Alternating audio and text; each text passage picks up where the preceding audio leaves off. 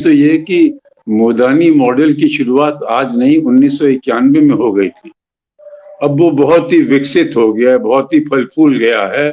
सामाजिक, आर्थिक, राजनीतिक सभी क्षेत्रों पर उसका जबरदस्त असर दिखाई दे रहा है, जो पहले उस हद तक नहीं दिखाई दे रहा था। लेकिन उसकी शुरुआत 1991 में हुई है।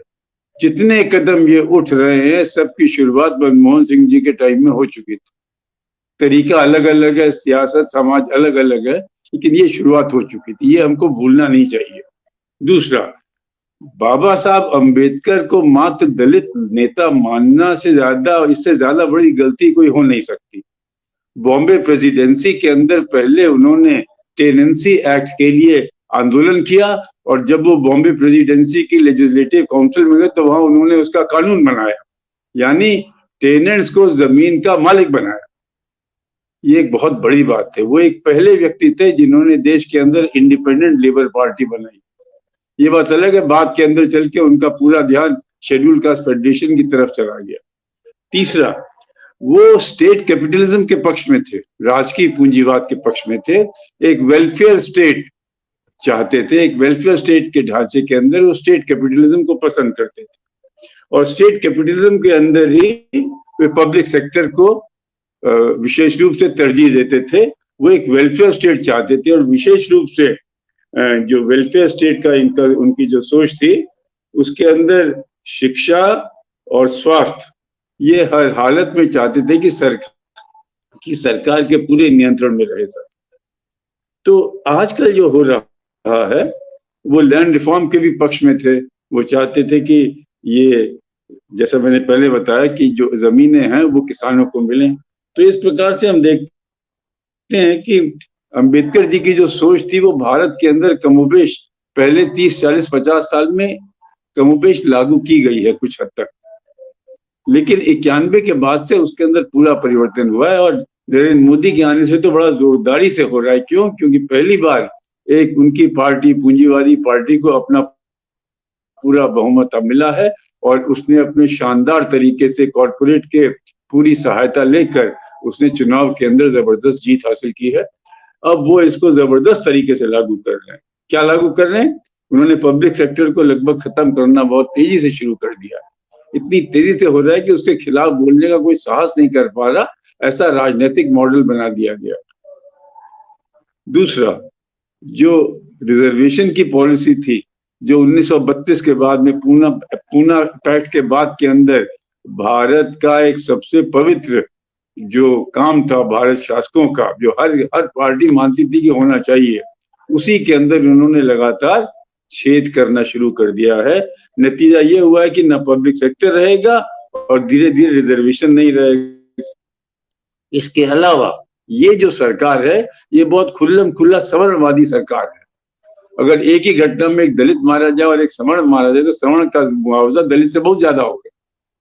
तो इतना खुल के ये सवर्णवादी सरकार है कि आप उसमें पहले आज तक किसी सरकार ने इस तरीके से करने की कोशिश नहीं की थी।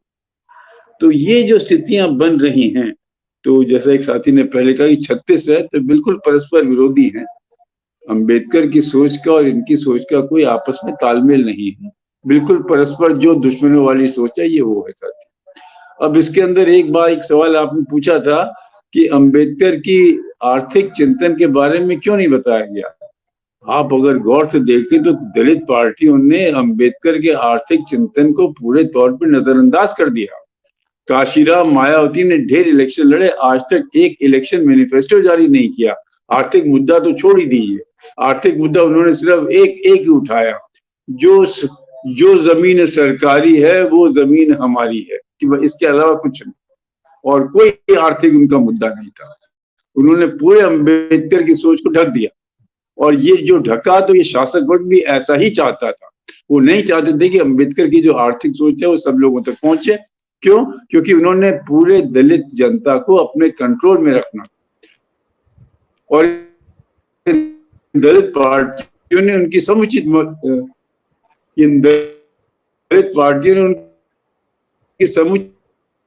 मदद की है सर।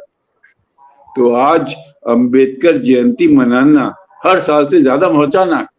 हमको इस बात को जनता तक लेके जाना है कि वो स्टेट कैपिटलिज्म चाहते थे, एक वेलफेयर स्टेट के ढांचे में। आज वेलफेयर स्टेट खत्म हो गया है। पूरा बजट उठा के देख लीजिए, मजदूर किसान के लिए उसमें कुछ नहीं, उसमें मजदूर और किसानों के लिए एक चीज भी नहीं।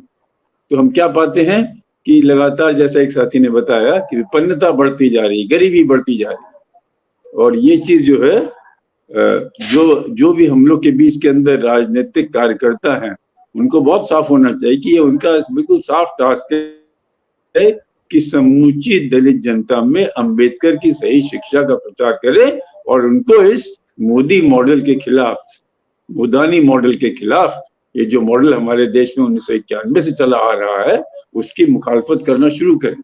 यदि ऐसा नहीं होता है, यदि ऐसा नहीं होता है, तो इतनी खराब स्थिति होनी शुरू हो गई है, ऑलरेडी होती जा रही है। एक साथी ने अच्छा कहा कि दलितों की तो हालत ही खराब है, वो जिंदा कैसे बच रहे हैं। जो चाहे उनको आके मार के तराया जाता है, उनकी औरतों को उठा के ले जाता है, पेड़ों के साथ लटका दिया जाता है, विभत्स बिल्कुल। तो इस बारे में